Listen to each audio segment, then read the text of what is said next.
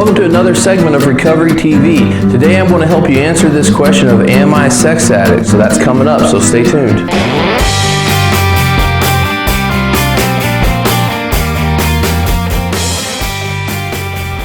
Thank you for tuning in. Today I'm going to help you with this question of, am I a sex addict? But before we begin, I'm going to encourage you to please subscribe to our channel and don't forget to ring that bell so that you're notified as we post more helpful videos such as this one.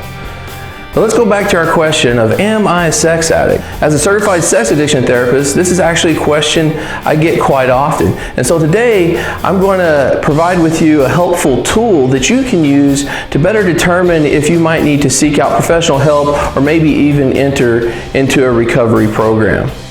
And so one thing to bear in mind is this tool is not a tool that will tell you, yes, I am a sex addict, or no, I'm not. That's really something that needs more time and effort put between you and your therapist to come to a better determination if that's the case or that's what's actually going on for you. The tool that I'm referring to is called the PATHOS.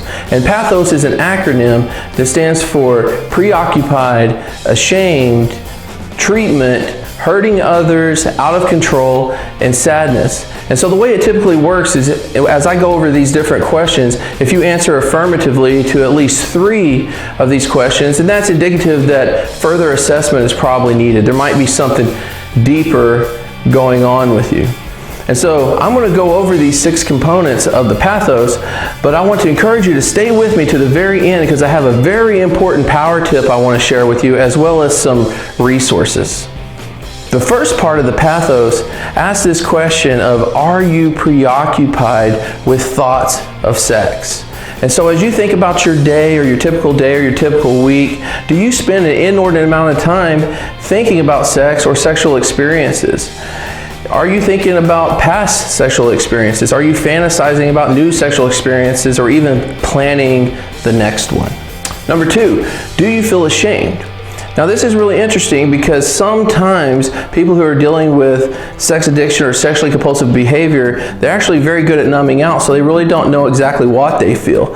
So one way you can determine this is through your behavior, and the way the PATHOS looks at this is, are you hiding your sexual behavior? And that's not to be confused with keeping your sexual behavior private.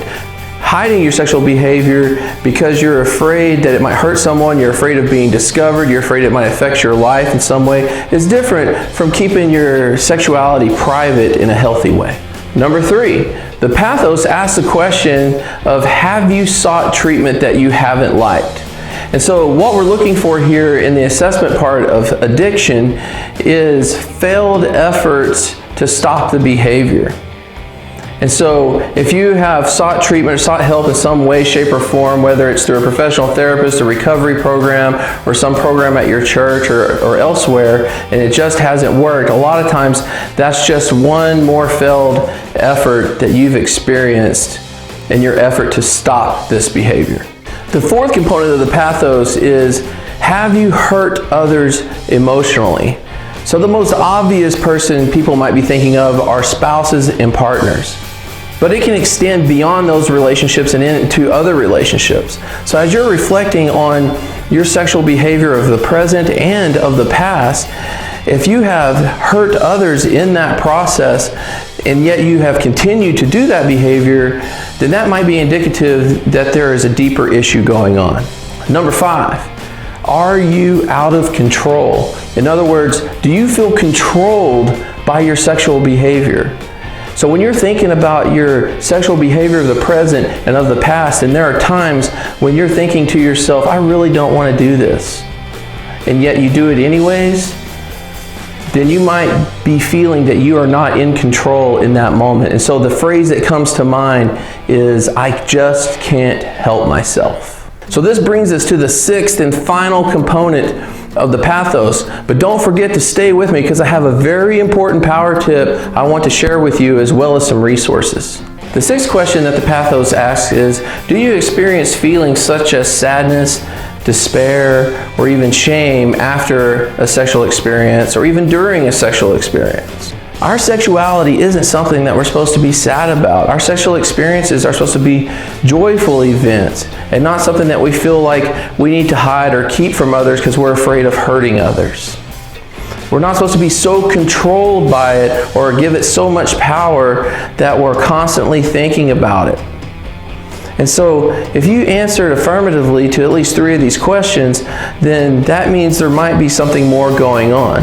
But a message I would really give to you is that if your sexual behavior is causing problems in your relationship, then don't focus on the questions of this assessment. Just go get help, because it's not worth it to let that escalate to a point where it messes up your life. This brings me to our power tip. Above all, listen to those around you that care about you, especially your partner or spouse if you're in a relationship. Sometimes it's hard seeing the forest for the trees. So you're hearing me go through these questions of the pathos, and they might not be resonating with you, but yet your spouse or your partner or someone else that cares about you is saying, look, there's something deeper going on. You need help. We need help. Then my encouragement for you would be then to say, yes, we will get help. So on that note, I wanted to provide you with a couple resources, which I put links in the description of this video below.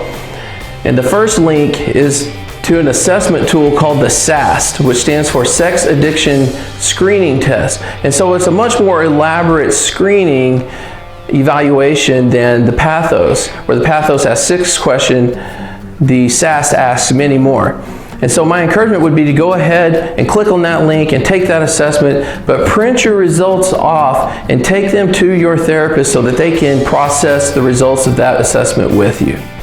The second resource I provided is a link to a therapist directory where you can search for certified sex addiction therapists in your area. And I'm not saying other therapists can't help with this issue of sexual compulsivity or sex addiction, but certified sex addiction therapists are trained by some of the leading experts in the field in dealing with this problem. So take advantage of that directory if you're looking for a therapist. I hope the information that you found on this segment of Recovery TV was helpful and beneficial to you, and I wish you well in your recovery and mental health journey. I'll see you back here next time. Thanks.